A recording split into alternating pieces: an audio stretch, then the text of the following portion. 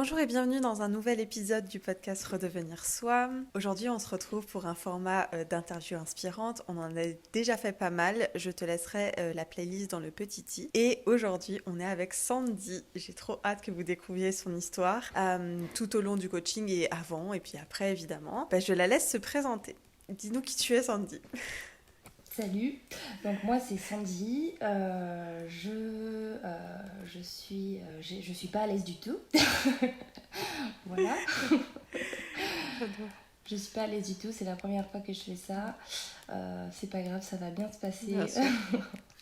Donc voilà, je suis décoratrice, créatrice d'objets de déco personnalisables et investisseur dans l'immobilier. Et dans la vie, j'essaye de faire ce que j'aime et d'essayer de le faire de mon mieux. Voilà. Trop bien. Pour me présenter, je vais parler peut-être de mes priorités hautes. Donc j'aime passer du temps avec moi-même, kiffer ce que je suis en train de faire, que ce soit le loisir comme les chansons, la création artisanale, le sport, les moments tranquilles avec soi, quoi. Lire, etc. J'adore travailler sur le développement personnel. Tout ce qui colle à la psychologie, ça m'intéresse énormément. Pour moi, en fait, c'est comme un moteur, en fait, d'être la meilleure version de moi-même. De pouvoir évoluer, en fait, sur moi à chaque fois. Voilà. Ensuite, j'aime le travail que je fais, créer la nouveauté, les nouveaux projets. Voilà, l'immobilier et la décoration, ça colle ensemble aussi. Donc, pour moi, tout a un sens, quoi. J'essaye en tout cas de mettre du sens dans ma vie parce que c'est important pour moi d'aimer ce que je fais. Et aussi d'avoir une vie de qualité, voilà, une vie équilibrée, équilibre et plaisir. Grave. Trop bien. Je trouve que déjà ça te ressemble grave. Bon, ça m'étonne pas, on l'a trouvé pendant le coaching, donc ça te ressemble grave. Je vais aussi en profiter pour me présenter moi, au cas où vous débarquerez sur ce podcast sans savoir ce qu'il se passe. Alors, je m'appelle Déborah Campaya, je suis coach en émotion et coach business. Donc j'aide autant sur la partie émotionnelle que stratégique en fonction des programmes qu'on prend. Et j'aide principalement les femmes qui sont âmes d'entrepreneuse ou entrepreneuses directement, donc Sandy, c'est grave ton cas, et à se libérer de schémas d'auto-sabotage, de schémas de syndrome de l'imposteur, bref, les schémas limitants qui vous mettent entre votre objectif et vous. J'ai presque envie de dire entre vous et vous-même, dans beaucoup de cas. Donc voilà, c'est ce que je fais. Et maintenant que je suis présentée, je vous propose qu'on passe dans le vif du sujet avec Sandy. Et j'ai bien envie que tu nous parles un peu de tes problématiques d'avant-coaching. Où est-ce que tu en étais pour toi? Tu peux aborder différents domaines de vie si tu le souhaites, mais voilà, on t'écoute. Oui, alors, on va dire qu'avant le coaching, j'étais dans la zone, la fameuse zone de Mimol, On où connaît. ça va pas trop. Ça va pas trop, mais en même temps, c'est pas fou. Mais bon, ça va quand même, quoi. Mais en même temps, bon, voilà, c'est pas terrible non plus, quoi. Donc, voilà. J'ai traversé des petites périodes de ma vie un peu compliquées ces 2 dernières années. J'avais une vie assez mouvementée où j'avais un commerce avec mon conjoint, on travaillait ensemble. Et on avait une vie à 200 à l'heure, voilà, simplement. Pas trop de temps pour soi, pour le couple, voilà. On s'est mis pas mal de côté. Ensuite, on a déménagé, on a vendu donc le magasin. Tout a changé pour nous, en fait. Je suis passée d'une vie à j'ai pas le temps, à j'ai trop de temps, à j'ai personne autour de moi pendant 12 ans, en fait. J'avais pas de famille, il y avait que le travail, moi-même et mon conjoint. À d'un coup, il y a trop de famille. Enfin, il y avait tout qui avait changé, en fait. Donc, j'ai plus de repères, j'ai plus de rythme de vie. J'ai changé mon travail. Il y a tout qui a changé. Même dans mon couple, du coup, ça a dû, notre fonctionnement a dû se recréer, a changé, enfin, évoluer plutôt, je vais dire. Donc, voilà, ça faisait beaucoup de choses à gérer en même temps. Et puis, les travaux que je faisais à côté. Donc, voilà. Un peu beaucoup, c'était une année un peu mouvementée et du coup ça m'a menée à me remettre en question. Voilà, j'ai pas fait tout ça pour arriver à une vie passable parce que c'était pas ce que je voulais. Et du coup, je me suis dit, bon, il faut faire quelque chose là, il faut que je me recentre sur moi. et que j'arrive à remettre les bons objectifs dans l'ordre et voilà, à trouver une harmonie dans tout ça et un équilibre, quoi. Grave. Et du coup, comment ça a impacté ta relation avec toi-même? Si tu devais nous parler de tes problématiques dans ton pilier numéro un, ça ressemblait à quoi à ce stade-là? Ben, en fait, tu vois, là, tout de suite, j'ai l'exercice de la maison dans la tête.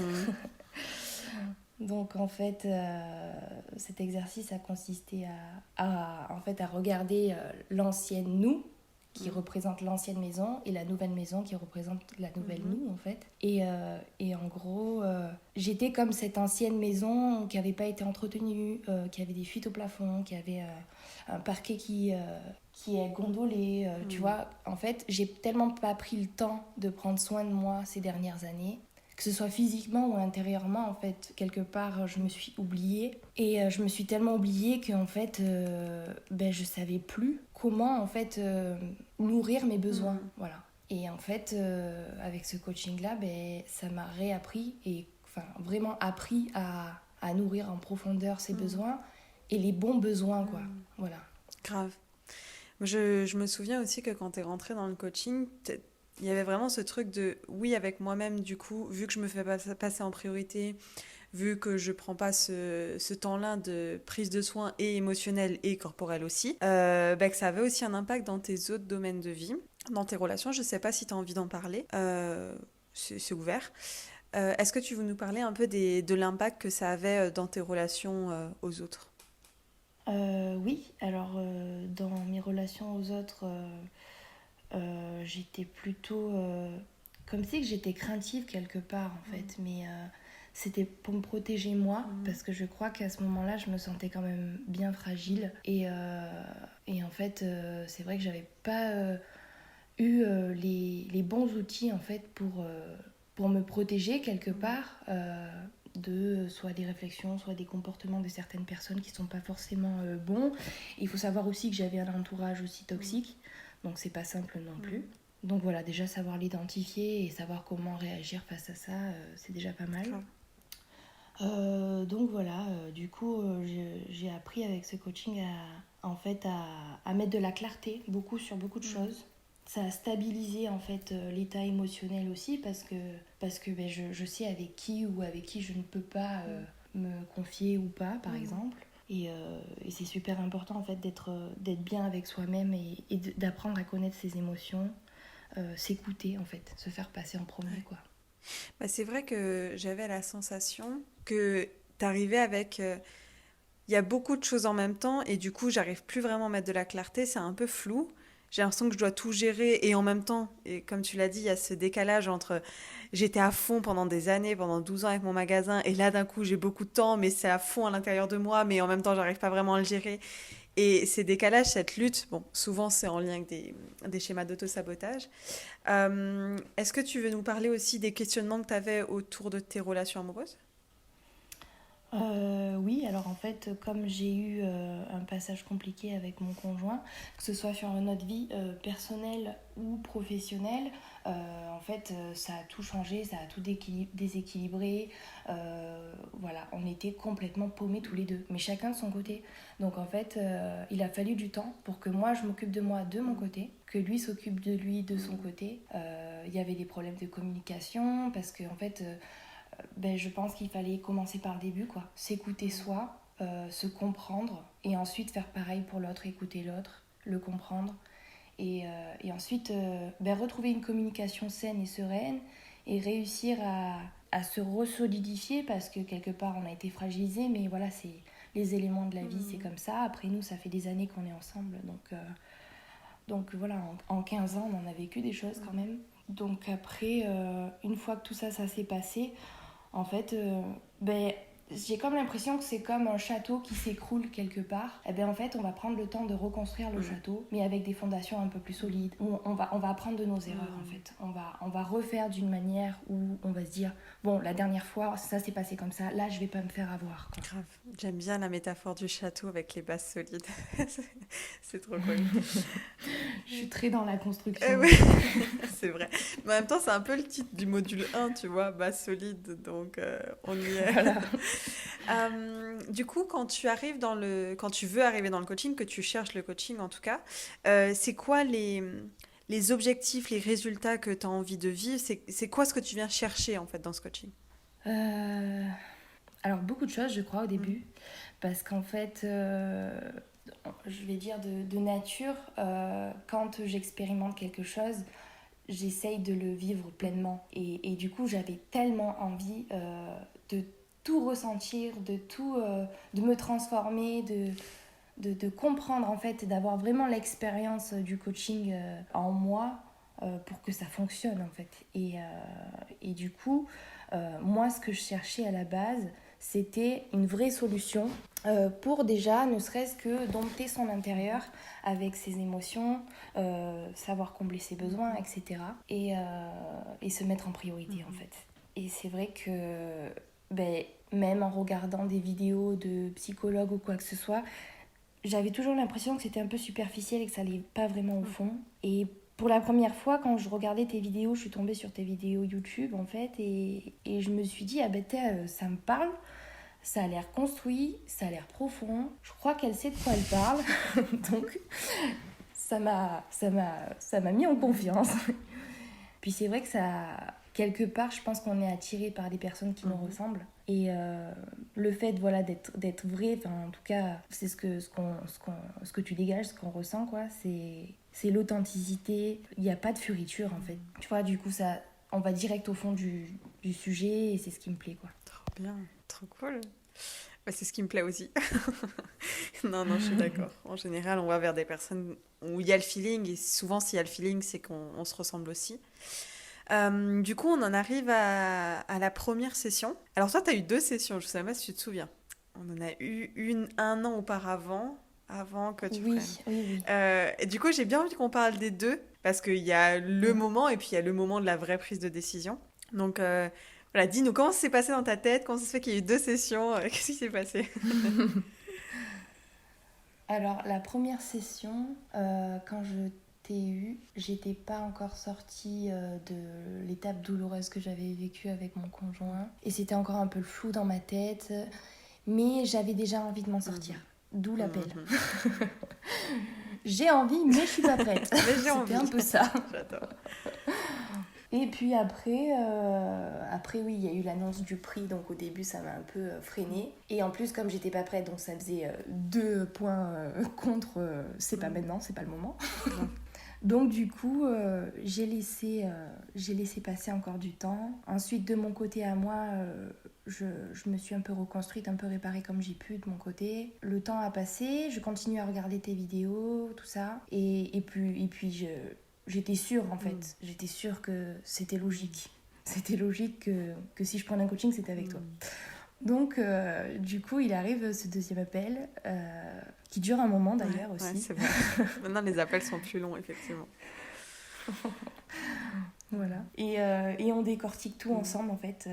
Tu fais une page où tu notes les grandes problématiques, il me Mhm. semble. Et ensuite, tu m'expliques comment ça va se dérouler pendant les 4 mois de Mhm. coaching. Et là, je me dis, ah oui, c'est sérieux quoi.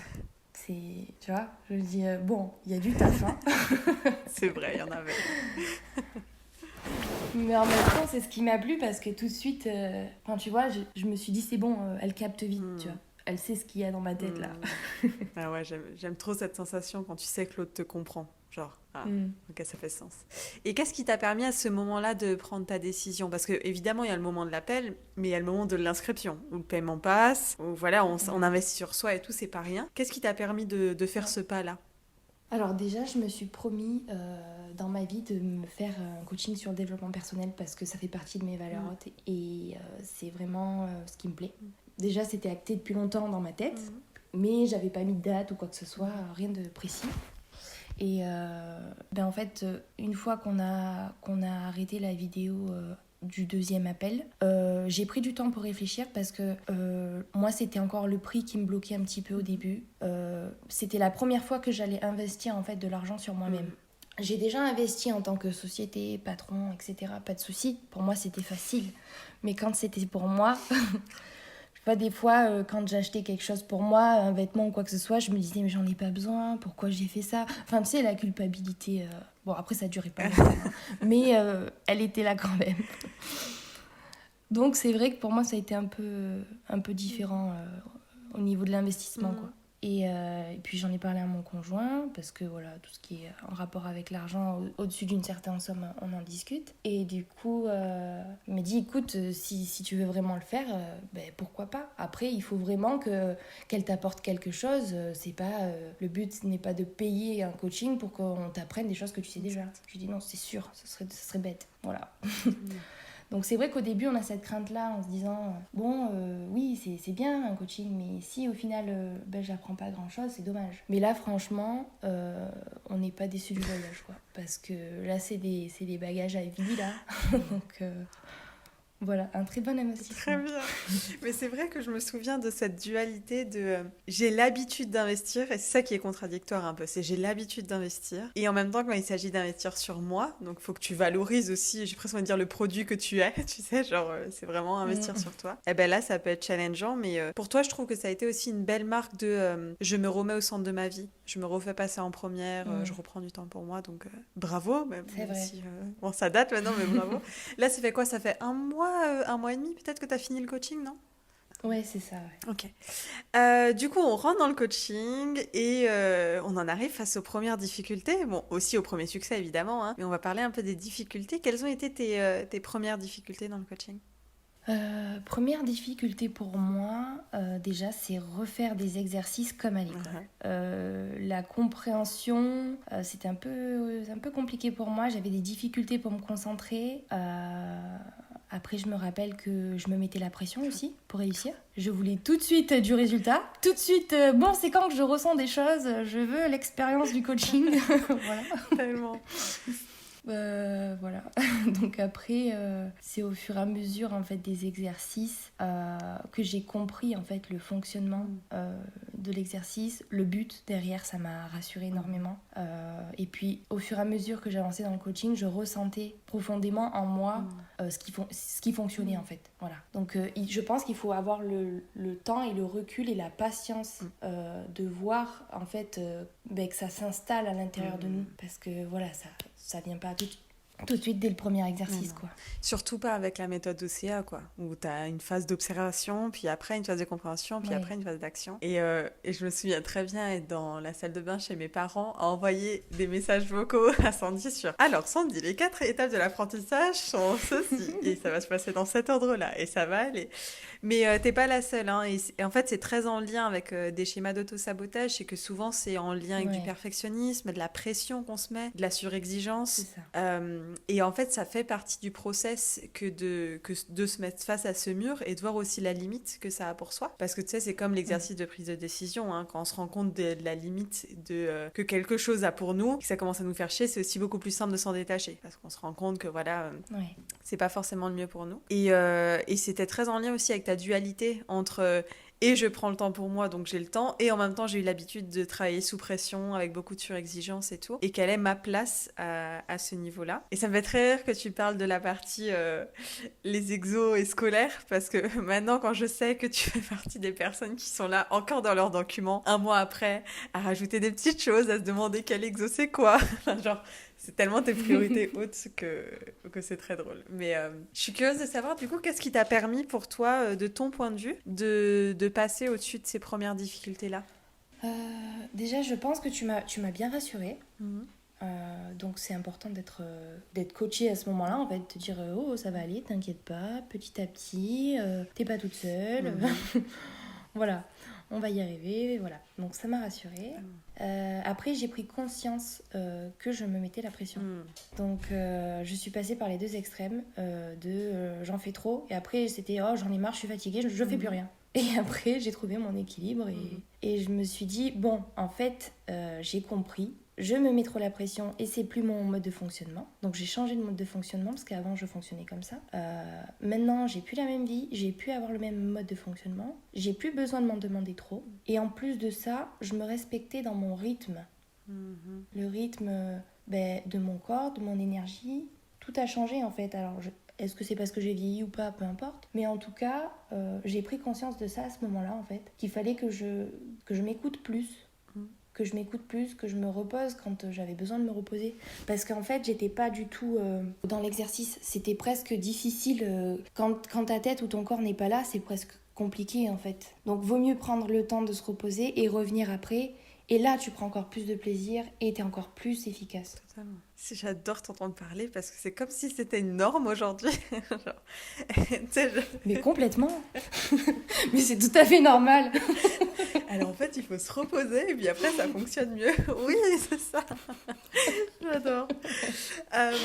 Et du coup, je suis curieuse de savoir. Donc, il y a eu ces premières difficultés que tu as pu surmonter et avec mon soutien et comment je t'ai rassurée et aussi de ton côté avec la compréhension et la prise de conscience en fait. Poser de la conscience sur ce qui fonctionnait pour toi ou pas. Et maintenant, si on va du côté alors plus général, d'un point de vue plus général, mais aussi ça peut être spécifique, des moments forts du coaching, des choses que tu retiens en fait, des choses qui te disent là j'ai appris quelque chose et là c'est important. Ça a été à quel moment? Comment ça s'est passé pour toi? Donc en tête, j'ai l'ancien schéma.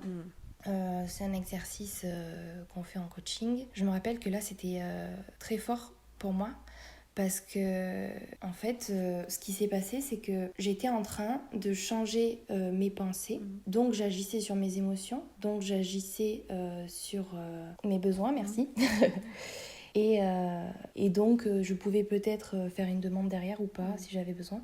Ou nourrir le besoin. Et c'est vrai que à ce moment-là, je me rappelle, je suis dans ma salle de bain, je me sens triste. Je me sens triste à ce moment-là. Et là, je pleure pas. Moi qui pleure beaucoup, quand je suis triste, je pleure. Il y a pas, je pleure. Et là, je suis stoïque. Et en fait, je me vois et je me dis, mais qu'est-ce qui m'arrive? Parce que je ne comprends pas. Et en fait, je me rappelle m'être dit, non mais en fait, je suis en train de changer mon fonctionnement par rapport à des émotions que j'avais avant. Et en fait, je me suis dit, mais qu'est-ce que ça fait d'être stoïque finalement? Je dis, je suis toujours triste, mais ça diminue en fait l'intensité de l'émotion, donc elle est moins forte. Et en plus de ça, elle a moins duré longtemps. Donc je me suis moins fait mal quelque part. Donc bien sûr que j'ai le droit d'être triste et de vivre la tristesse, mais je la vivais différemment. Et du coup, je me suis dit, waouh, mais c'est génial en fait. Et après, j'ai compris que je changeais de fonctionnement intérieur, quoi.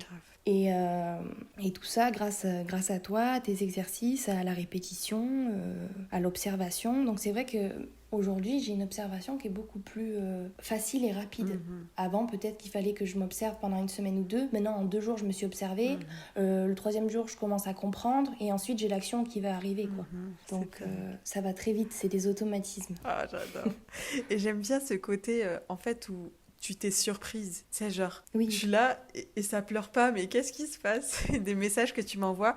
Des fois, j'étais très triste, mais en fait, je pleurais pas et je comprenais pas ce qui se passait. Donc, ce côté de ça se surprend, ça prouve bien qu'effectivement, ça vient de l'intérieur, en fait. Il y a un schéma qui change.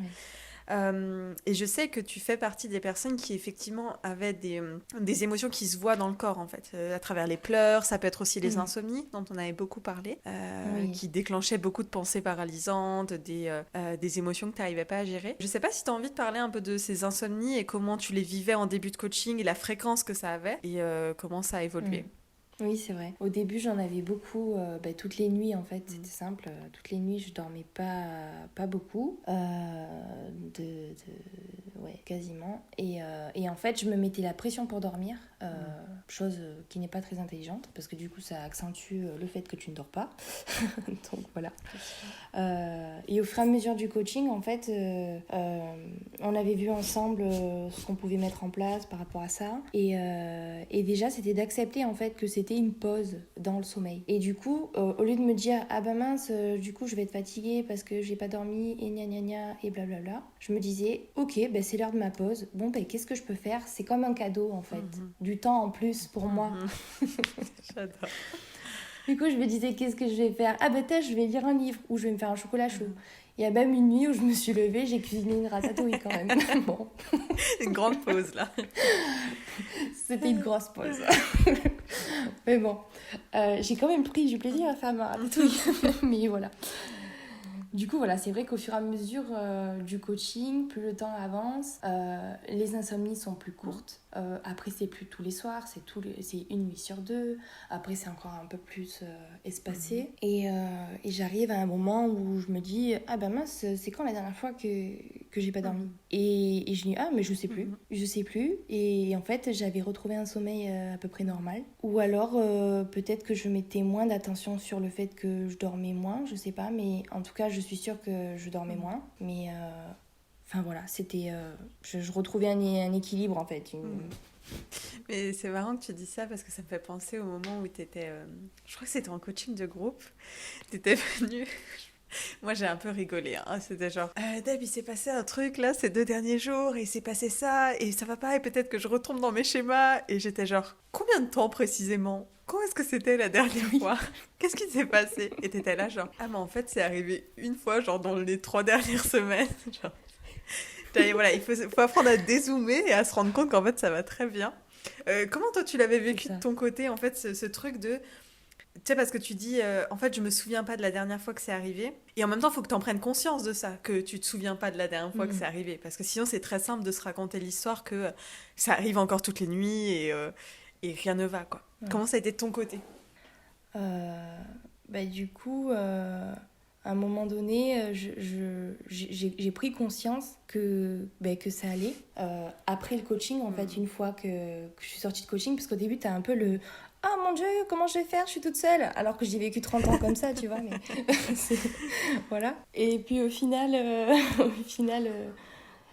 tu te rends compte que ça va, quoi. Tu te rends compte que tu te dis, bon, écoute, les petits problèmes et les aléas de la vie, j'arrive à les gérer. En plus de ça, j'ai pas de pression, j'ai pas de peur ou de stress. Tout ce qui est les émotions, finalement, ça va, ça passe, ou alors je les gère. Les besoins, je les comble aussi. Je dors pas cette nuit, c'est pas grave.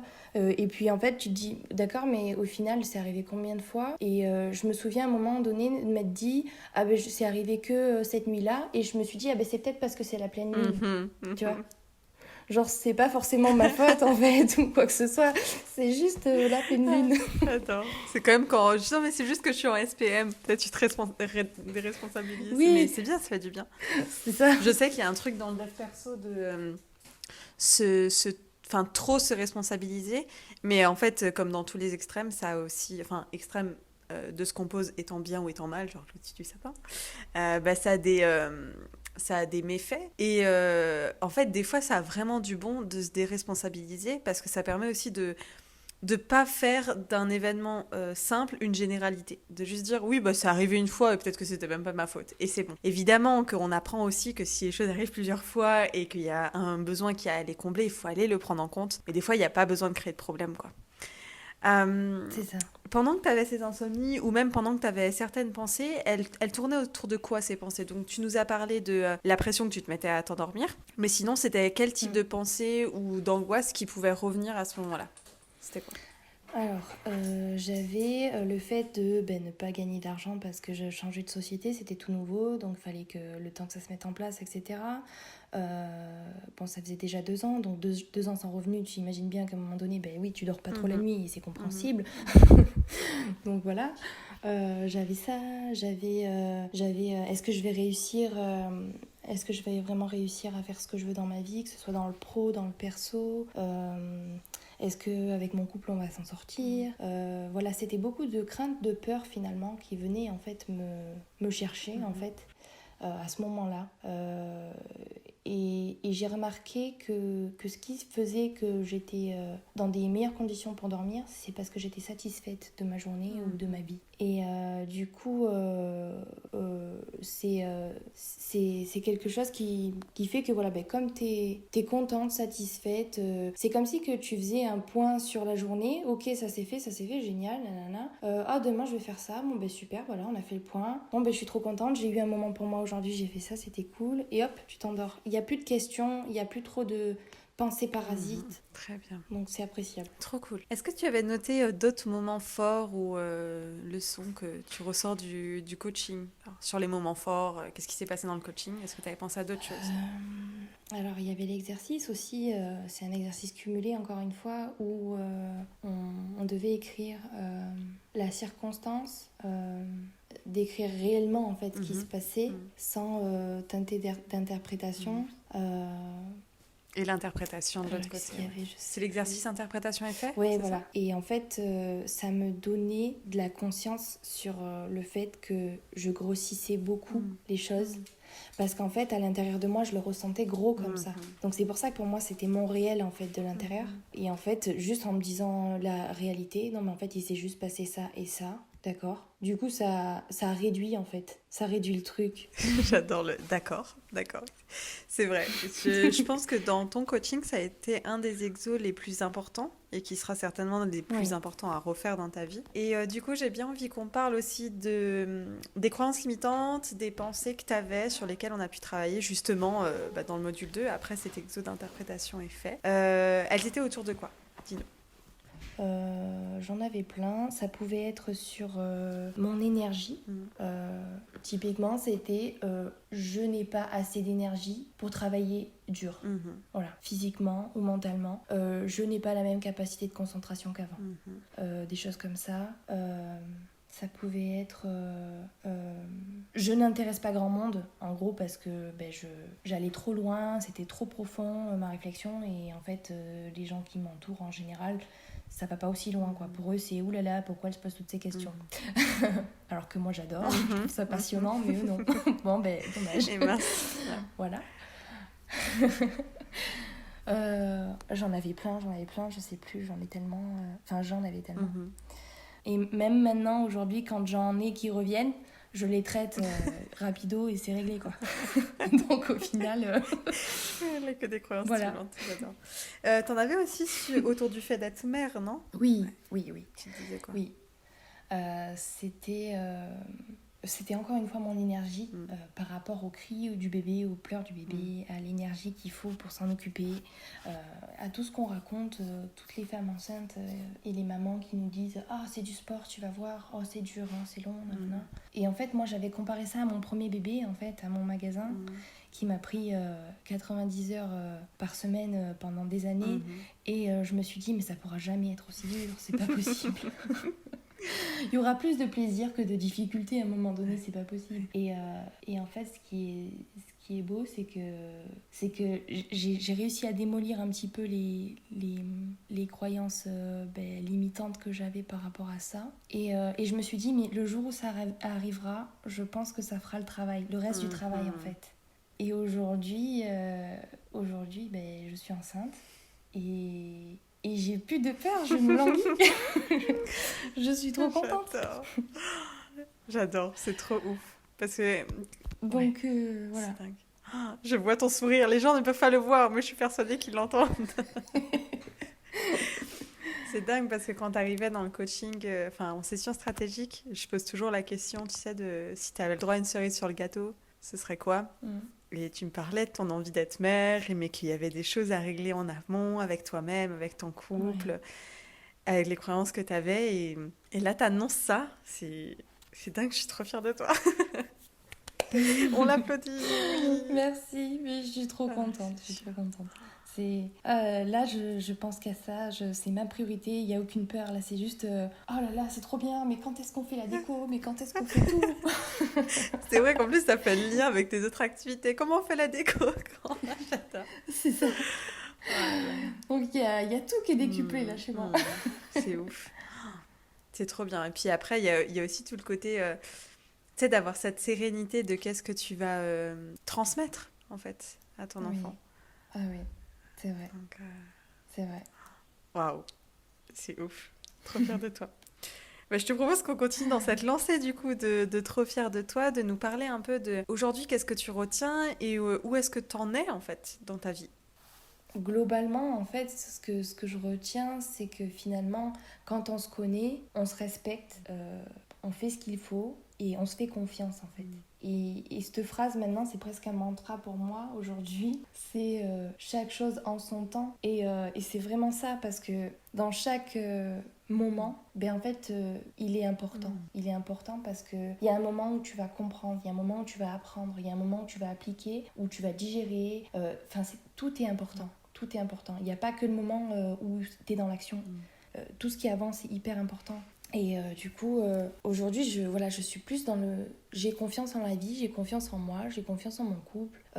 Et si ça se passait bien, quoi. Enfin, pourquoi j'aurais peur encore, au final, tu vois. Et voilà, et là, c'est encore un nouveau projet pour moi. Ma vie, elle va prendre un nouveau tournant. Et j'ai hâte. Voilà, j'ai hâte. Ah, normal. Oh là là, même moi, j'ai hâte. Alors que je suis pas dedans, mais même moi, j'ai hâte, tu sais. C'est trop bien. Je me demande même si ça va pas être le titre du podcast de quand on s'écoute, on se respecte, quoi. Il y a vraiment un truc comme ça. Ah, c'est pas bête. Ouais. Qu'est-ce que tu dirais à la Sandy d'avant le coaching ou à des personnes qui pouvaient ressembler à la Sandy d'avant le coaching avec ces problématiques-là et qui hésiteraient à le prendre, à se lancer, à s'écouter et se respecter, comme tu le dis? Qu'est-ce que tu dirais? Fais-toi confiance, les choses sont bien faites et que voilà, si tu sens que tu vois, moi j'ai eu le feeling avec toi, voilà, si tu sens que c'est cette personne-là qui va t'accompagner, fais-toi confiance, tu le sais, et puis ça va être en fait une belle étape pour grandir et pour se connaître encore mieux. De ouf. Comme toi. Et après, je leur dirais, écoute, tu vas faire comme Sandy, dans 4-5 mois, ce sera toi qui feras l'interview. Mais c'est vrai. Moi, je suis vraiment impressionnée de ton évolution et surtout, vu que ça fait partie de tes priorités hautes, en fait. Ah ouais, t'as réussi vraiment à faire de toi et de ton ressenti et tout une priorité. Bah, tu fais vraiment partie de celles où, en fait, je sais que ça va continuer en plus à évoluer. Genre, il y a un truc vraiment qui va continuer à se passer. C'est que maintenant, c'est bon, t'es outillé, t'as toi qui est ton propre outil, donc tu peux t'auto-coacher et puis ça continue d'avancer, quoi. Donc c'est trop bien. Est-ce que tu veux qu'on rajoute quelque chose, enfin, est-ce que tu veux rajouter quelque chose avant de passer à tes réseaux sociaux pour qu'on communique tes réseaux sociaux et comment on fait si on veut parler avec toi? Juste en fait sur le fait que ça continue, en fait oui ça continue parce que tu vois moi j'ai eu besoin après le coaching d'une pause pendant presque un mois, un peu moins d'un mois je crois. J'ai eu besoin vraiment d'une réelle pause, de plus faire d'exercice, de me laisser aller, de me reposer, de faire ce que j'avais envie parce que c'est vrai que mine de rien c'est quand même intense pendant 4 mois. Et après ça tu vois j'ai ressenti le besoin de m'y remettre et du coup je continue mon document et je me refais des exercices, je m'auto-coach. Et en fait c'est plaisant parce que voilà, j'arrive à peu près à me dire bon il faudrait peut-être que je fasse cet exercice là et peut-être aussi celui-là en parallèle. Donc voilà, franchement c'est un soutien en fait, c'est un pilier, c'est un soutien en plus pour continuer à être super dans sa vie, à être heureux, c'est génial. Voilà. Puis c'est aussi le principe du pilier numéro 1, quoi. C'est bon, maintenant on a le numéro 1, tu es là pour toi, donc c'est dur quand même que... Je sais pas comment dire, mais c'est dur de se laisser tomber. Ça devient une norme d'être là pour soi, donc... Trop cool, j'adore ton petit message de fin. Je te propose que tu nous donnes tes réseaux sociaux si on veut te contacter pour quelque chose, que ce soit pro ou perso, hein, c'est comme tu le sens. Alors professionnellement, donc je suis décoratrice dans le Var et donc on peut me contacter sur Instagram, Facebook et mon site internet, donc www.carbajodeco.com et Instagram Carbajodeco et Facebook c'est le même, Carbajodeco. Très bien. Je mettrai tout ça en barre d'infos dans tous les cas, donc les gens pourront venir te parler. Ça m'a fait très plaisir de faire cette petite interview avec toi. Moi aussi, ça fait plaisir de se revoir. Ouais, c'est vrai, ça fait le truc de... On fait un petit point de où t'en es et tout. Et puis en plus, en nous annonçant une bonne nouvelle, quoi. Enfin, genre, voilà. Il faut qu'il y avoir du bon, c'est trop bien. Merci beaucoup. Je vous dis à la prochaine dans un nouvel épisode. Prenez soin de vous. Bye bye.